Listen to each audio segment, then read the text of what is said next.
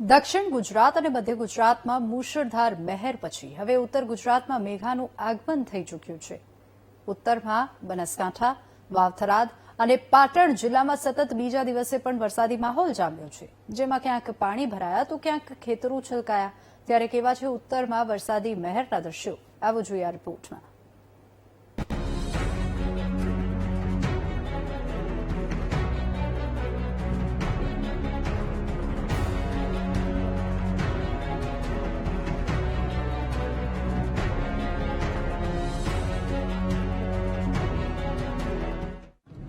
ઉત્તર ગુજરાતમાં પણ મેઘાના 2 દિવસથી મંડાણ થયા છે। આ વરસાદી મહેર ક્યાંક ખુશીની લહેર લાવી તો ક્યાંક લોકોના જીવ પણ જોખમમાં મુકાયા। આ દ્રશ્યો રાધનપુરથી સુઈગામ જતા માર્ગના છે। અહીં પૂર આવતા કોઝવે પાણીમાં ગરકાવ થઈ જવા છતાંય એક ટ્રક ચાલકે રસ્તો પાર કરવાની કોશિશ કરી અને ટ્રક સીધી જ નદીમાં ખાબકી પલટી મારી ગઈ। સદનસીબે ટ્રકમાં સવાર ડ્રાઈવર અને ક્લીનરે સ્થાનિકોએ બચાવી લીધા હતા। બીજી તરફ જિલ્લાના થરાદ તાલુકામાં પણ 5 ઇંચ જેટલો વરસાદ નોંધાયો, જેના પગલે ખેડૂતોમાં આનંદની લાગણી જોવા મળી। બનાસકાંઠા જિલ્લાના ખેડૂતોમાં પણ ખુશીની લહેર જોવા મળી।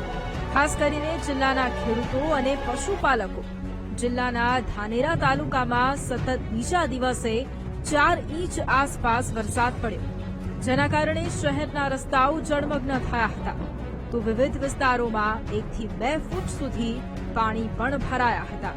પરંતુ એકંદરે વરસાદની મહેરથી લોકોમાં ખુશીની લાગણી જોવા મળી હતી। આ તરફ ડીસા તાલુકામાં પણ વરસાદી માહોલ જામ્યો।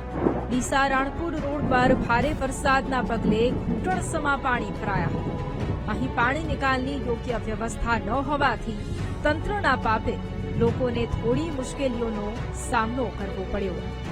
પાણી ભરાય છે, બહુ જ મુશ્કેલ છે।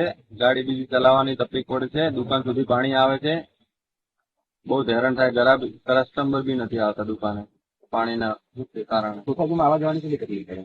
તકલીફ તો મતલબ આખી સોસાયટી સુધી પાણી ભરાયેલું પડ્યું છે પિંક સિટીમાં। નગરપાલિકામાં રજૂઆતો કરી પણ કોઈ નિકાલ આવતો નથી। જિલ્લાના ઓગળ તાલુકામાં વરસાદી મહેર જામતા તો લોકો ખુશ જોવા મળ્યા, પરંતુ તેરવાડા સહિતના વિસ્તારોમાં તંત્રના પાપે ખેડૂતોની જમીનો ધોવાઈ ગઈ। કેનાલમાં ગાબડું પડવાથી વાવેતર કરેલા પાક સાથે જમીન ધોવાઈ ગઈ, તો રસ્તાઓ પરથી પૂરની જેમ પાણી વહેતા થયા હતા। કુદરતના કહેર વગર માનવીય ભૂલના કારણે ખેડૂતોને નુકસાનીના ડામ સહન કરવાનો વારો આવ્યો। પાટણ જિલ્લામાં પણ મેઘાની મહેર સતત 2 દિવસથી વરસી રહી છે। જિલ્લાના સાંતલપુરના બરારા ગામે 100 થી વધુ ઘરોમાં પાણી ભરાયા હતા, જેથી લોકોની ઘરવખરી પલળી ગઈ। લોકોને ખાવા પીવાના પણ ફાંફા પડ્યા, તો પાણી ભરાવવાથી નારાજગી પણ જોવા મળી।